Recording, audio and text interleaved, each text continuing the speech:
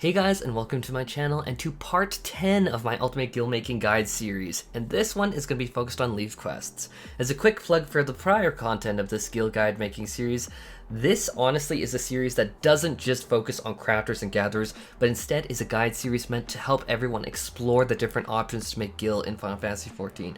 Some of them are incredibly passive, some of them are more active, some of them involve gardening, retainer, some of them are farming trials if you're more into combat, but at the end of the day, the guide series is basically to get gil and to get a lot of it. And so ultimately you can get houses, you can get that really crazy golden Namazu mount that's splinging out coins. Ultimately, I know some of you well enough to know that it's just for that glam on the market board, just the Curl Beach Brace. As always, if this content helps you and you want to help support me and my channel, I would incredibly appreciate if you threw a stack of Levequests at that like button and cat daddied that subscribe button. So this video is going to be highly based off of my spreadsheet that I spent an insane number of hours doing, and where I actually took all of the high level Levequests and I did a whole bunch of math. I determined what it would be against the market board, what would your theoretical max profit be, what would your realistic profit be, more realistic profit be following the market board, can you send retainers out for them, what has the lowest item count, and don't worry, I am not going to lob that calculations at you. That is actually a separate sheet in the spreadsheet, but if you go and open up the spreadsheet, you can actually just see that it's that first page that is nice formatted. You don't need to suss yourself into the math. It's not anything advanced or math, I should say. Like, we're not talking about like eigenvalues, eigenvectors. We're not talking about like multiple linear regression or anything fun. Like, it's not reinforcement learning. It's not like anything. But what I will say is that we have come to some very, in my opinion, compelling conclusions. So the first question on everyone's mind whenever I bring up a method for gil is, why do this? And I mean, obviously gil, but why this method? So the first one is it's not beholden to market board prices. You are literally trading in the items to a Levequest agent for gil. Next up is that you can get like 2.5 million gil or more sometimes. Like theoretically, you're gonna have to like check out the calculations, but that at 2.5 million is extremely solid profit. And I know a lot of you are like running at like low amounts of gil. Don't worry, that was just me. I was furnishing my house. But it is especially a lot of gil, 2.5 million gil to make when we're talking about lull periods like 5.55. The next thing is that honestly, this is kind of passive. With Leves, as we're going to explain in a bit, you are getting passively 6 of these Levequest allowances in a single day. Next up is that there is a low barrier to entry, and relative to other crafting opportunities to make gil, level 78, which is going to be required for this, is high. I get it, it's almost max level. But what I mean by low barrier to entry is you do not need high quality pentamelted crafting gear, which is what a lot of other gil making options in crafting sphere do actually require. And I should say, even though it's not optimal and it's not what I'm talking about in this video, applying the same methodologies used for these high level leaves to lower level leaves can also yield a significant amount of gil as you're leveling. And then lastly, why to do it is honestly the material requirements are honestly quite low relative to other options to generate 2 million gil. Some of the options are extremely absorbent, like when we're talking about like trial weapon crafting, if you are not getting a drop, you are paying a premium for that. Such as Celestial Kimono Remnant from Tsukiyomi. That is extremely expensive crafting item. Now I want to just go over Levequests as a primer. This is not an ultimate guide to Levequests. This is not in detail, but I do want to give you enough information to work with it. So Leves are a subset of quests with their own dropdown in the journal UI. Alongside the other quests, they're just below it. Leves come from all jobs as well as crafters, combat and non-combat. Levequests in this video though, we're focused on crafters. Levequests begin at very particular NPCs, and the one that we are actually talking about in this video is going to be in the Crystarium named Erker, who's the Levmat, and he is going to be at position X of 9.7 and Y of 8.9. This is the only place that you can obtain the Levequests, and likewise he is going to point you to the NPC to hand them in, which is right beside him. Now with Leves, you are actually bound by a very maybe arbitrary constraint, some people could call it, but basically Leves are not an endless source of experience in gil. you are given 6 allowances per day, 3 every 12 hours, up to a maximum cap of 100 allowances. You can check how many allowances you have at the very bottom right-hand corner of your journal UI. So some incredibly critical information before you try and make gil through this method is that some Leves quests can be repeatable. In the ones that we're looking at, if you have a yellow Alesan woman, you can see that that is repeatable. If you see a green dwarf, then it's a not repeatable Leves quest.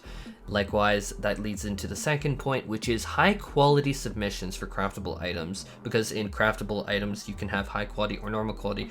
High quality will double the experience and gil rewards, which is extremely lucrative. And generally speaking, I should say that the best experience and gil profit is usually, like, all three suggestions I'm going to make to you are repeatable, but usually the repeatable are the best, and you want to submit all of those repeatables all for high quality. The next point that I do want to make is kind of to relieve any concern about, like, people bring up, like, is there a repeatable leave tax or reduced rewards for it being repeatable? And no, there is not reduced rewards. What you see is what you get, and you just repeat that 3 times. So there's no further diminishing returns that you might not see. You know that you're going to get that quest, and you can just do it 3 times. Likewise, of course, you have the option to back out, but generally speaking, I do not recommend that. The last thing that I'm going to say for this section is that yes, you can buy items off of the market board. Yes, you can have other people craft them for you, and that is all valid. You just need the item in your inventory and you can trade it in. But, and it is an incredibly large Nicki Minaj sized butt, your profit margins will be absolutely sat on by that butt. And so obviously you don't want to do that, so just really, I do strongly recommend you craft them for yourself. Likewise, on the screen, you're going to see me just crafting up a storm with a macro that has been tried and tested. One thing I should note for everyone who might be using this macro, which is the one that I'm recommending because it's literally the one I use, and likewise I practice what I preach. I'm using it right now.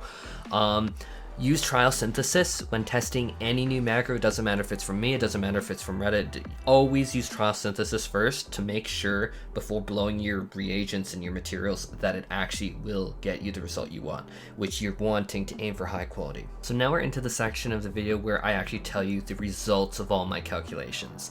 So the first recommendation I make is the Alchemy Leave Mindful Medicine with a theoretical maximum gil of almost 2.6 million. But when you're looking at market board prices of all the reagents and just really saying, what could I actually realistically expect, which is rarely the theoretical maximum, it was about 1.8 million in my calculations. Likewise, you give or take a lot. It really depends on the market board and what server. This is just what I got at my time. But one thing I should say that also makes this my number one is its raw material count is 7 raw materials. That is the lowest amount that I got, and it is so easy in comparison to a lot of others. And so likewise, why this is my number one, easily that theoretical, that maximum theoretical is extremely high. 2.6 million for 100 leaves is super high. And even buying those mats off of the market board, you're still getting a good profit. And with that low raw material count, that's insanely good. And now I want to talk about the retainers, is that yes, when we're talking about the recipe, there are a few different components, which I totally get, but underground spring water is something that you can obtain 30 of from the mining venture that you can set out every hour. So 30 of these underground spring water per hour. Hydrozoan umbrella from combat class ventures at 10 per hour. Or Tiger Lily, you're getting 20 of those from botany ventures, and so that's like 10 crafts per hour just there, just from Tiger Lily ventures. And so the only actual costs, if you're sending out your retainers, is literally going to be in the Aether Sands. And so really, those are decently affordable on the market board. At least where I'm at, they are very cheap, very, very cheap actually. So that's why I can say that this is really good. And again, this is just cycling back to what I was talking about in earlier videos in this guild making guide series, is retainers are so underutilized, so undervalued, and they are such potent additions to your arsenal as a character. I truly cannot recommend enough for everyone to buy a retainer or get their retainer up. Use like the 2 that you're given by default. I actually have bought like 10 and I do not regret it. My second recommended leve is actually from Blacksmith, which is the leve Keeping Loyalty, with a theoretical maximum amount of gil at just under 2.4 million and a reasonable expected profit of 1.2 million and a raw material count of 14, which, yes, it's double of the other one, but that's why I said the other one's so small. I say that this is my number 2 recommendation because it's theoretical and like reasonable expectations profit is pretty darn solid no matter what. The items list compared to a lot of other items like 24 item lists is small, and basic materials to make the items are very easy from retainers. And likewise, you are looking at, for a dwarven mithril file, to have a dwarven mithril ingot, and then you have the dwarven con, and so those have their own reagents. Okay, that makes sense. But dwarven mithril ingot is from dimithrite ore, 4 of them, and mithrite ore. Those can be sent out. Dimithrite ore is a 20 per hour mining venture, and then mithrite ore is the same deal, but with a lower level one. I should say that that is going to require a little bit of searching. It's like level 53 or 60 or something like that. And then dwarven con is going to be 3 dwarven con thread, and dwarven con thread is made 3 in 1 craft from 4 dwarven con ball, and that is from a botany venture. And likewise, you are getting closer with all these reagents being brought back from your ventures to your theoretical maximum, which is so good when you get that high. Like 2.4 million gil is a lot. And now my third recommendation is going to be Culinarian Leve, a cookie for your troubles. And a lot of people are going to be like, why wasn't this your number 1? This is my number 1. This is the one that I've heard. Like, for the few of you that have heard, I know that this is your preferred. When I ran the calculations, I was not that impressed. It's still my number 3, but it's not my number 1. The alchemy is by far my number 1. But the theoretical maximum for this one is just under 1.8 million, which is still really good, but it's definitely lower than the other one. Then you have a reasonable expected profit if you buy things off the market board. I'm gonna have a lot to say on that in a moment, of about 600k-ish. And the raw material count is between my first and my second pick at 11, so it's okay, but it is definitely more than 7. That's why I said that other one's insane, because 7 raw materials is very easy to collect. It's very manageable. And likewise, why do I say this? Why do I say this as my third? Is because it has a solid theoretical, but there is a huge problem. If you use the market board extensively, prepare to honestly get absolutely wrecked.